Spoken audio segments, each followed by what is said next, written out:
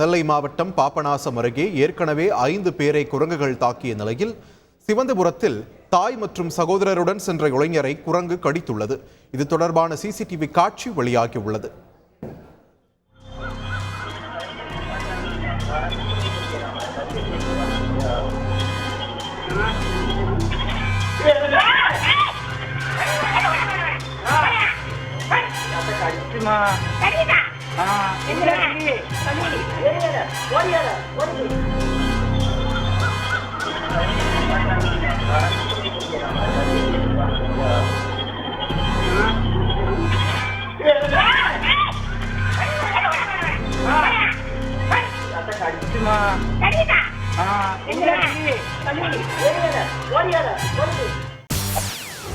செய்திகளை உடனுக்குடன் தெரிந்து கொள்ள உடனே சப்ஸ்கிரைப் பண்ணுங்க.